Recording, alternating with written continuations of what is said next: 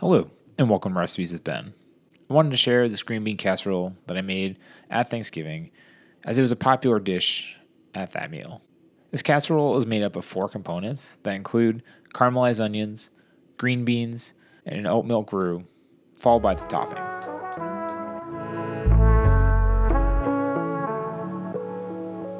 To start, for a 9x9-inch casserole dish, you will need 2 yellow onions that you will caramelize. To prep the onion, first you want to cut off one end of the onion, then cut the onion in half and remove all the skin, which I recommend using to make vegetable stock if you're interested. And I'll link that video down below. Then with 2 onions cut into halves, cut them lengthwise until all 4 halves are cut up. Then in a nonstick pan, add 1 tablespoon of vegetable oil and heat that to medium heat. Then add all the onions to the pan and let the onions start to cook down. As the onions begin to caramelize, it's important to keep mixing them with some kind of spoon. And if they start to stick to the bottom of the pan, it's okay to add more oil and slowly decrease the heat to low so they don't burn as they start to caramelize. Once they reach a nice brown color, you can remove them from the heat and set them aside until assembly, which we'll talk about in a few seconds.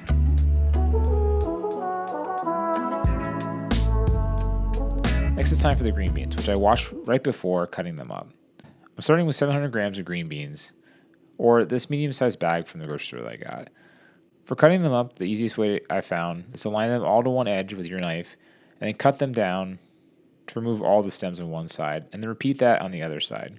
Once all the butts of the green beans are cut off, cut the green beans in half to make them more of a bite size. Then place the green beans in a medium pot and add enough water to cover them. Then turn the heat to medium-high and let them begin to cook inside the water until it begins to boil. Cook in the boiling water until the rawness has started to cook out of those green beans. You don't want to turn them into mush, but you're looking for them to be tender, almost al dente, so you could eat them right now, but they'll continue to cook once they're in the oven. And then we can move on to the roux.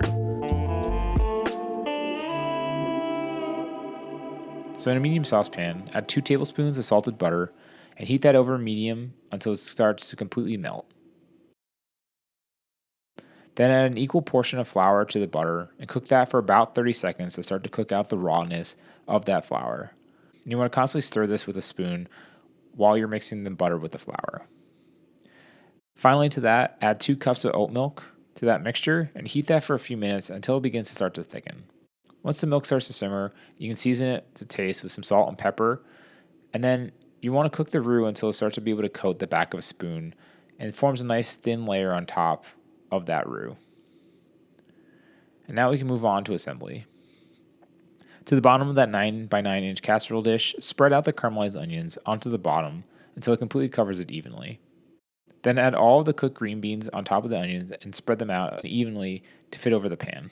Then pour the oat milk roux over the green beans, and now we can move on to the topping. So for this topping, I've chosen to have 1 cup of shredded sharp cheddar cheese and 1 cup of shredded vegetarian parmesan. And finally, to give it a nice crunchy topping to this delicious casserole, add enough fried onions to cover every inch of that casserole. Bake the casserole in a preheated oven that was set to 350 degrees for 35 minutes, and the cheese should start to melt and bind with the green beans, and the topping will have formed a delicious crunchy layer on top. And there you have one of my favorite dishes to serve at the holidays, but it also is great any other time of the year.